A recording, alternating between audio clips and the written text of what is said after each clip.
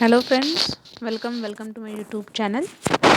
मी यज्ञादा आनंद गुरव तुमचं माझ्या लर्निंग या चॅनलवर स्वागत करते. मुलांनो, आज आपण 6th स्टँडर्डचा 11th चॅप्टर जो आहे सायन्सचा वर्क अँड एनर्जी तो पाहणार आहोत. त्याआधी ज्यांनी चॅनल सबस्क्राईब नसेल केला त्यांनी प्लीज चॅनल सबस्क्राईब करा, बेल आयकॉनवर क्लिक करा आणि व्हिडिओज जर आमचे आवडत असतील तर व्हिडिओला लाईक करा, शेअर करा आणि तुमच्या क्वेरीज ज्या असतील त्या आम्हाला कमेंटद्वारे कळवा. चला तर मग सुरू करूया. आपला जो चॅप्टर आहे 11th work and energy. Observe. आता तुम्हाला काही गोष्टी ऑब्झर्व करायला सांगितल्यात. What actions are seen in the picture. हे जे चित्र आपल्याला समोर दिसतंय या इमेजमध्ये आपल्याला कोणकोणत्या ॲक्शन्स दिसत आहेत, कोणकोणत्या क्रिया दिसत आहेत. सो इथे आपल्याला दिसतंय एक मुलगी जी आहे ती स्वतःचं जे दप्तर आहे ते उचलते. त्याच्यानंतर एक लहान मुलगी आहे ती पेटी खेचताना दिसते. मुलगा जो आहे तो सायकलचे टायर जे आहे ते फिरवताना दिसतोय. त्याच्यानंतर एक माणूस तो हातोड्याने खिळ्यावर मारतोय. नंतर एक दुसरा माणूस आहे तो आपल्याला खोड उचलताना दिसतोय. नंतर धनुष्यबाण चालवताना एक दिसतंय. सो वेगवेगळ्या ज्या क्रिया आहेत त्या आपल्याला दिसत आहेत. Is a force being applied while doing each action. प्रत्येक हे ॲक्शन करताना फोर्स त्यांना लावला आहे का? तर हो, फोर्स लागला आहे. राईट. एनर्जीही लागले. In the various actions in the picture has the object change its original position. म्हणजे या प्रत्येक इमेजमध्ये, या प्रत्येक क्रियेत जे वस्तू जी आहे त्या वस्तूने तिची मूळ जागा जी आहे, ओरिजिनल प्लेस जे आहे ते सोडलं आहे का? ते येस, सोडलं आहे. राईट. जर तुम्ही टायर फिरवणारा जर मुलगा पाहिला तर ते टायर ही वस्तू झाली, बरोबर. सो ते टायरसुद्धा स्वतःची जागा जी आहे, मूळ जागा ती सोडतंय. राईट. जेव्हा ते फिरतंय. ओके. इवन पेटी, जर आपण पेटीचं उदाहरण जर घेतलं, पेटी खेचताना आपल्याला मुलगी दिसते, पेटीसुद्धा स्वतःची जागा सोडते आणि दुसऱ्या जागी शिफ्ट होते. Okay. Then in the above picture we see that the position of some of the objects has changed. That is, these objects are displays. आणि आपल्याला असं दिसतंय की वरच्या इमेजमध्ये, वरच्या चित्रात जे त्या ऑब्जेक्टचं जे पोझिशन आहे, त्याची जी जागा आहे, मेन त्याचं जे पोझिशन आहे, ज्या ठिकाणी ती आधी होती ती जागा आपल्याला चेंज होताना दिसते. ओके. जागा बदलते आणि ह्यालाच आपण ऑब्जेक्ट्स आर डिस्प्लेस म्हणजेच त्या वस्तूचं स्थलांतर होणे किंवा विस्थापन होणे असं आपण म्हणतो. Okay. When an object is displace by applying a force on it, work is said to be done. जेव्हा एखादी वस्तू, जेव्हा आपण बल लावून म्हणजेच एनर्जी लावून, फोर्स लावून जेव्हा आपण ती गोष्ट एका ठिकाणावरून दुसऱ्या ठिकाणी नेतो तेव्हा आपण काय म्हणतो की work is said to be done. म्हणजेच आपलं तिथलं काम जे आहे ते झालेलं आहे. Okay. Now let's see work. Work म्हणजेच काम. ठीक आहे. Tie a string to an empty box as shown in the image or in the picture. आपल्याला या इमेजमध्ये दिसतंय बॉक्सला, जो एम्प्टी बॉक्स आहे, रिकामी पेटी जी आहे तिला घेऊन एक मुलगी चालते. ओके. तर त्यांनी सांगितलं याला एक दोरी बांधायची, जसं इमेजमध्ये दाखवलं आहे तसं. Pull the box through a distance of 10 metre along a straight line. आणि दोरीच्या सहाय्याने आपल्याला ती ओढत 10 मीटर अंतरावर सरळ चालत न्यायचे. Now fill the same box with 20 books. आणि आता ह्या बॉक्समध्ये, ह्या पेटीत आपल्याला 20 पुस्तकं भरायचेत. Then pull the box again through a distance of 10 metres in a straight line. आता पुन्हा हा जो बॉक्स आहे हा आपल्याला 10 मीटर अंतरावर सरळ रांगेत खेचत आणायचा आहे. What was your experience this time. आता तुम्हाला कोणता अनुभव आला असेल तो सांगायचा आहे. Now pull this loaded box through a straight distance of 20 metre. आणि आता पेटीत 20 पुस्तकं आपल्याला भरलेली आहेत, बरोबर. तर 20 मीटर अंतर सरळ चालायचं आहे ती पेटी घेऊन. Okay. Wien did you feel that more work was done. आणि तुम्हाला कधी वाटलं की तुम्ही जास्त काम केलं आहे, असं कधी तुम्हाला जाणवलं. सो जेव्हा आपण रिकामी पेटी घेऊन जातोय, ओके, त्यावेळी आपल्याला जो फोर्स लागतो ती पेटी खेचण्यासाठी, जी शक्ती लागते ती कशी लागली असेल, कमी लागली असेल, राईट. आणि जेव्हा त्या बॉक्समध्ये 20 बुक्स ॲड झाले, 20 बुक्स जेव्हा आपण त्या बॉक्समध्ये टाकले त्यावेळेस काय झालं, ते ओढताना आपल्याला थोडंसं जड व्हायला लागलं, राईट. म्हणजे आपला फोर्स जो आहे तो फोर्स त्यावेळेस जास्त प्रमाणात लागला, ओके, कम्पेअर टू रिकामी पेटी. So, more work is done for the same displacement when more force is applied to do the work. म्हणजेच काय तर जास्त आपण काम कधी करतो, तर ज्या वेळेस एखादी जास्त वजनाची गोष्ट जी आहे ती जेव्हा आपण डिस्प्लेसमेंट म्हणजे एका ठिकाणावरून दुसऱ्या ठिकाणी जेव्हा नेतो आणि त्यावेळेस जो काही फोर्स आपल्याला लागतो, जी काही एनर्जी आपल्याला लागते, सो त्यावेळेस जे फोर्स आहे ते जास्त प्रमाणात यूज होतं, okay. If the same force is applied for more displacement, more work is done by the force. ज्यावेळेस सेम फोर्सने म्हणजे सेम एनर्जी लावून तुम्ही जास्त डिस्प्लेसमेंट करता, म्हणजे जास्त वस्तू, जसं इथे 20 बुक्स आपण टाकल्या, राईट. सो हे जास्त प्रमाणात डिस्प्लेसमेंट जे आहे वस्तूचं ते झालं, जास्त वजनाच्या वस्तूचं. सो त्यावेळेससुद्धा आपला जो फोर्स आहे, एनर्जी जी आहे ती जास्त लागते, right. Then use your brain power in the above activity which are the different forces acting on the box. जे आपल्याला इमेज दिले याच्यामध्ये जी ॲक्टिव्हिटी दिली आहे त्याच्यामध्ये कोणकोणती फोर्सचे टाईप्स जे आहे ते यूज झाले. सो मस्क्युलर फोर्स यूज झाला, बरोबर. याच्यात ती खेचते की नाही मुलगी, सो मस्क्युलर फोर्स हा यूज झाला. तुम्हाला माहीतच असेल टाईप्स ऑफ फोर्स आपल्या लास्ट चॅप्टरमध्ये होते. सो त्याच्याप्रमाणे कोणकोणते फोर्सेस अप्लाय इथे होतील ते तुम्हाला सांगायचं आहे. Then is a displacement possible without a force. Without force displacement possible होतं का, त्या वस्तूचं स्थलांतर पॉसिबल होतं का, तर नाही. If a force is applied with the both the hands of a wall will there be a displacement. भिंतीवर दोन्ही हातांनी जर आपण शक्ती लावली, जर आपण बल लावलं, तर त्या भिंतीचं ट्रान्सफर होऊ शकतं का, ते स्थलांतर होऊ शकतं का, तर नाही होऊ शकत, okay. If no displacement occurs on applying a force, what does it indicate? जर शक्ती लावूनही त्या वस्तूचं स्थलांतर झालं नाही तर मग काय याचा अर्थ होतो, तर ऑफकोर्स ती मूवेबल नाही आहे, okay. Then let's try this. Take a pulley, fix it at a height, draw a string over the pulley. एक पुली घ्यायची आहे, कप्पी घ्यायची आणि त्यात ती उंच ठिकाणी बांधायचे आणि त्या पुलीवरून दोरा जो आहे तो बांधायचा त्याला.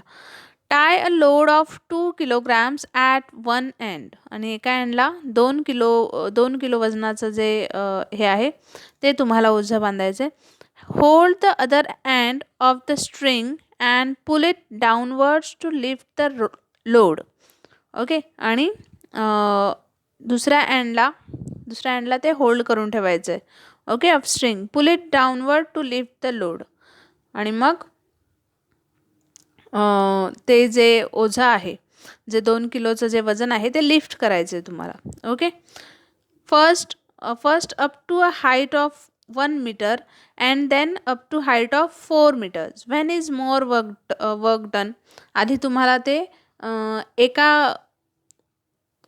एका मीटरपर्यंत ते खेचायचं आहे. त्याच्यानंतर त्यांनी सांगितले 4 मीटरपर्यंत खेचायचं आहे, उंचीपर्यंत तुम्हाला उचलायचं आहे. आणि नंतर मग okay, first 1 metre and then 4 metre. आधी तुम्हाला 1 मीटर आणि त्याच्यानंतर 4 मीटर उंचीपर्यंत ते उचलायचं आहे. आणि त्याच्यानंतर विचारलं आहे Wien is more work done. कोणत्या वेळेस काम जे आहे ते अधिक होईल, तर जेव्हा तुम्ही 4 मीटरपर्यंत त्याला वरून उचलाल, ओके. इमेजमध्ये तुम्ही बघू शकता, इथे आपल्याला 2 मीटर दाखवलं आहे, कुठपर्यंत डिस्टन्स असेल तो. त्याच्यानंतर 4 मीटर कुठपर्यंत असेल तो हे तुम्हाला दाखवलं आहे, right. So when the applied force is the same, more work is done when there is greater displacement. जेव्हा त्या वस्तूचं स्थलांतर हे जास्त असतं, ओके, त्यावेळेस आपल्याला जास्त जे काम आहे ते करावं लागतं. फोर्स जो आहे तो जास्त लावावा लागतो. In other word, for measuring the work both the force and the displacement must be considered. आणि दुसरीकडे जर आपण म्हणायला गेलो तर काम जर आपण मोजलं, ओके, किती काम आहे करायचं वगैरे, तर त्यावेळेस वर्क आणि both the force and the displacement, force म्हणजेच बल जे आहे ते, आणि डिस्प्लेसमेंट त्या जागेची, त्या वस्तूचं स्थलांतर, त्या वस्तूचं ट्रान्सफर, ओके, हे या दोन्ही गोष्टींचा आपल्याला विचार करायला हवा. Then the relationship between work and energy, work आणि एनर्जीमध्ये जे रिलेशनशिप आहे ते बघूया आपण. The boy in the picture has applied a force to the toy car. जो बॉय आहे इमेजमध्ये तो दिसतो आपल्याला, खेळण्यातलं जी कार आहे तिला फोर्स देतोय, तिला बल देतोय पुढे जाण्यासाठी, ढकलतोय तिला. Work has been done because the force apply to the car has cause displacement. Okay, आणि गाडीला जो तो एनर्जी लावतोय, जो तो फोर्स लावतोय, त्याच्यामुळे काय होतं आहे, गाडी जी आहे ती स्वतःची जागा सोडते. Okay. Then in other words, transformation of the boy's energy into work has taken place through the applied force. आणि दुसऱ्या भाषेत आपण म्हणायला गेलो तर तो जो काही मुलगा फोर्स लावतोय त्याचं ट्रान्सफरेशन जे आहे ते त्या फोर्सनुसार, ते जे काही बल लावतोय त्याच्यानुसार ते काम जे आहे गाडी पुढे नेण्याचं ते होतं आहे. Then run around the ground with your friends. Can your friend run as many round as you can? तुमच्या मित्रमैत्रिणींसोबत, तुमच्या फ्रेंड्ससोबत मैदान जे आहे त्या मैदानाची एक फेरी मारा धावत, आणि नोटीस करा की तुम्ही जेवढ्या फेऱ्या मारल्या असतील तेवढ्याच फेऱ्या तुमचे मित्र मारू शकतील का? Your friends will complete either more or less round than the number of rounds you complete. तुमचे जे फ्रेंड्स असतील ते एकतर तुम्ही जेवढे माराल तुमच्यापेक्षा कमी मारतील किंवा तुमच्यापेक्षा जास्त फेऱ्या मारतील. The number of rounds will not be same. Number of rounds ज्या आहेत त्या सेम नाही आहेत. ओके, त्या सेम नाही आहेत. ओके, इथे एक लाईन आपण सोडली. Do all the friends have the same capacity for running. तुमच्या सगळ्या मित्रमैत्रिणींमध्ये फेरी मारण्याची जी कपॅसिटी आहे, जी क्षमता आहे ती सेम असेल का? तर नाही. ओके, आयदर ते जास्त मारतील किंवा कमी फेऱ्या मारतील. Then the number of rounds will not be same. जे नंबर आहेत राऊंड मारण्याचे ते सेम नसणार आहेत. Some will get tired on completing 2 rounds while others will get tired on completing 3 or 4 rounds. Okay, काही जण तर 2 राऊंडमध्येच थकतील, तर काही जण 3 ते 4 राऊंडमध्ये थकून जातील. That is to say each one's capacity to complete rounds is not the same. आणि याचाच अर्थ प्रत्येकाची जी कपॅसिटी आहे, प्रत्येकाची जी क्षमता आहे ती वेगवेगळी आहे. ओके, ती सेम नाही आहे. You can complete only as many rounds as you have the capacity for. आणि तुम्ही तेवढेच राऊंड मारू शकता जेवढी तुमची क्षमता आहे. The capacity to do work is called energy. आणि याच क्षमतेला, एखादं काम करण्याची जी क्षमता आहे यालाच एनर्जी असं म्हणतात. Then use your brain power. Why do you get hungry after physical exercise. तुम्ही जेव्हा फिजिकल एक्सरसाइज करता त्यावेळेस तुम्ही हंग्री का होता? ओके, संध्याकाळी आपण एक्झाम्पल फिजिकल एक्सरसाइज आपण जर खेळून आलो, ठीक आहे, तर खेळून आल्यानंतर आपल्याला भूक का लागते? Okay, from where does our body get energy. आपल्या शरीराला एनर्जी कुठून मिळते? Why do we get tired. आपण का दमतो? Then do you know the units of work and energy are same. Work आणि एनर्जी हे मोजण्याचं जे एकक आहे ते सेम आहे. Work and energy are both measured in the unit named joule in SI. SI म्हणजेच सिस्टम इंटरनॅशनल. ओके, युनिट्स म्हणजेच वर्क आणि एनर्जी मोजण्याचं जे यंत्र आहे, ठीक आहे, जे एकक आहे ते कशाच्या ह्याच्यावर हे करतं? तर joule. Okay. Then forms of energy. ठीक आहे, म्हणजेच या एनर्जी जी आहे, शक्ती जी आहे, तिचे फॉर्म्स, तिचे वेगवेगळे प्रकार आपण बघूया. Mechanical energy. मेकॅनिकल एनर्जी म्हणजेच यांत्रिक ऊर्जा आपण म्हणतो. Can you tell what will happen as a result of the action in the picture? म्हणजेच इमेज इथे तुम्हाला दिसते, तर चित्रात दिसणारी जी क्रिया आहे, जी ॲक्शन आहे, ते जर घडलं तर काय काय होईल, काय घडेल? The rubber band is release after stretching it. इमेजमध्ये आपण पाहतोय रबर बँड जो आहे तो स्ट्रेच केला आहे, आणि तो स्ट्रेच केल्यानंतर काय होईल, तो स्ट्रेच करून रिलीज झाल्यानंतर a stone is held in the rubber of a catapult. The rubber is stretched and release. जो दगड आहे तो दिसतोय आपल्याला इथे इमेजमध्ये. कॅटॅपल्ट जे आहे त्याला त्यांनी पकडलेला आहे रबरने. बेचकी आपण म्हणतो. ओके, पेचकी, गलोलीसुद्धा असं म्हणतात. त्या गलोलीला तो दगड लावून तो रबर ताणून त्याने सोडून दिला. मग काय होईल, जो दगड आहे तो दूरवर फेकला जाईल. बरोबर. सो बघूया आपण. In the above examples we see that when the rubber of a catapult is stretch and release. आपण एक एक्झाम्पल उदाहरणाचं लक्षात घेऊया की गलोली जे आहे, ओके, बेचकी जी आहे तिच्यात रबर ताणून सोडून दिलं तर ते मूळची स्थितीत परत येतं. म्हणजे ते पुन्हा आहे त्या सिच्युएशनमध्ये परत येतं. ते रबर तो ताणून मोठा होतो का, तर नाही होत.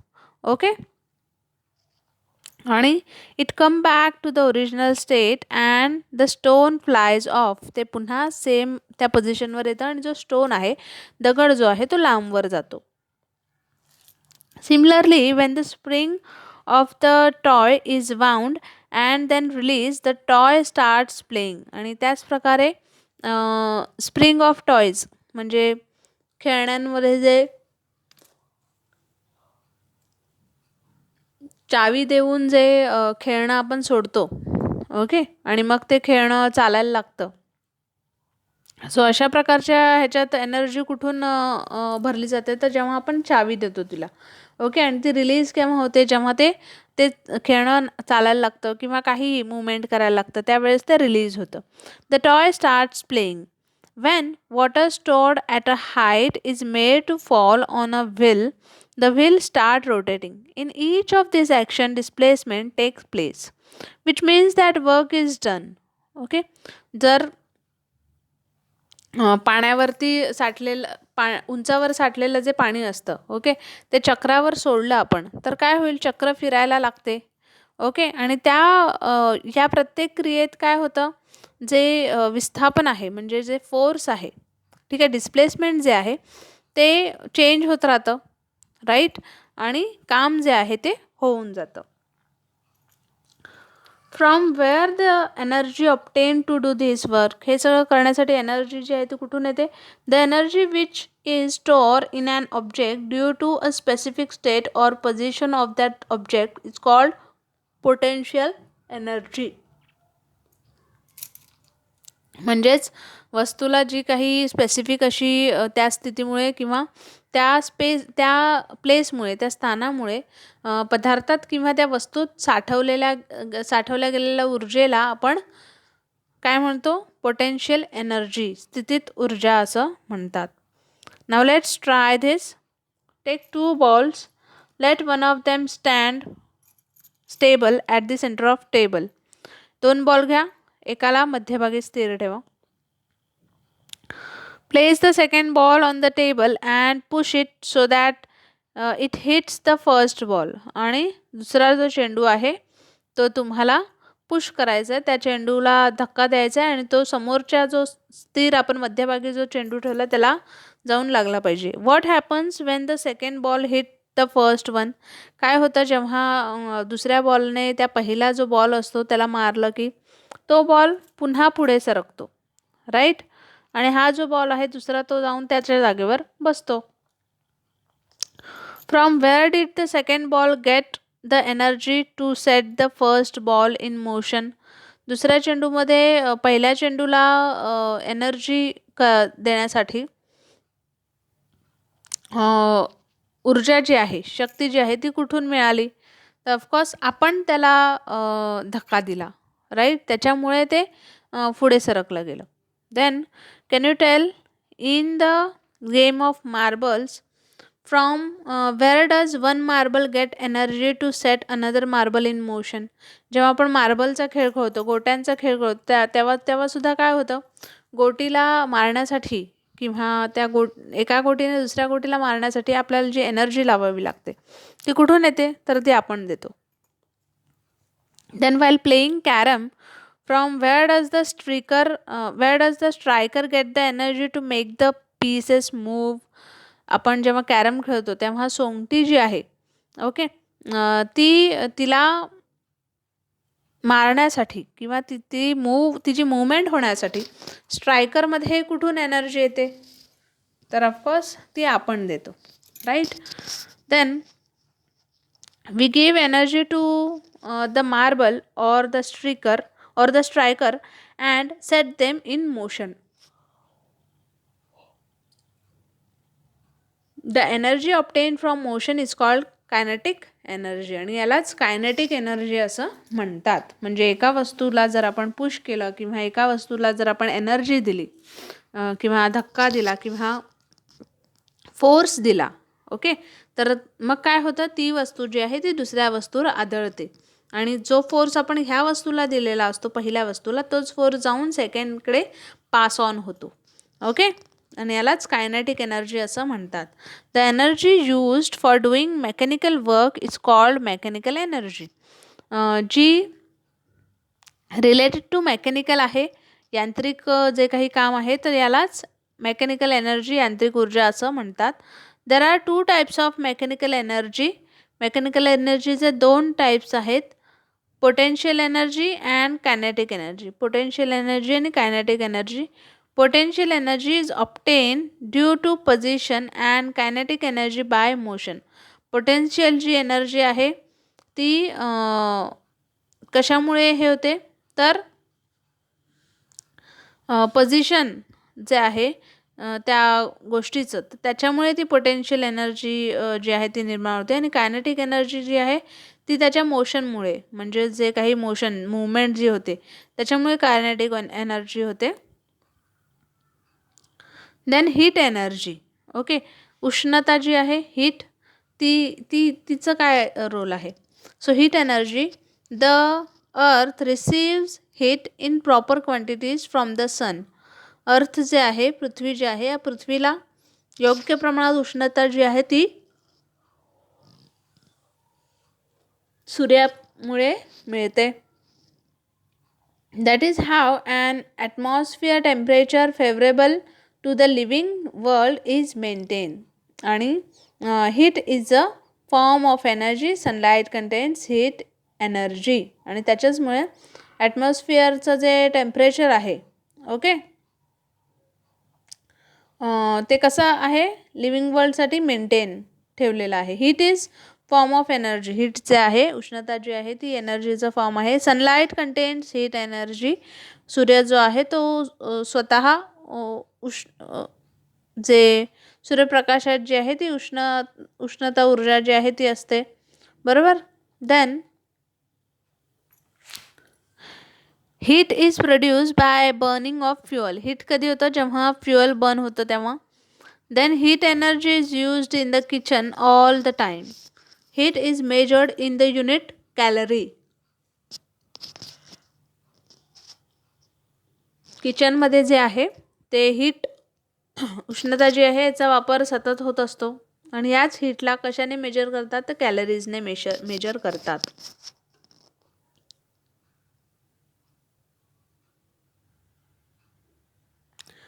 Let's try this. Take a convex lens and hold it over a sheet of paper in sunlight. आता त्यांनी काय आपल्याला सांगितलंय की एक जो बहिर्गोल भिंग असतो, भिंग माहिती आहे तुम्हाला, सो तो भिंग आपल्याला घ्यायचा आहे आणि एका कागदासमोर सूर्यप्रकाशात तो धरायचा आहे. Now move the lens in such a way that there is a tiny spot on light on the paper. आता तो अशा प्रकारे आपल्याला मूव्ह करायचा आहे, पुढे मागे करायचं आहे, की जेणेकरून कागदावर एक प्रकाशाचा बारीकसा टिपका जो आहे तो आपल्याला दिसेल.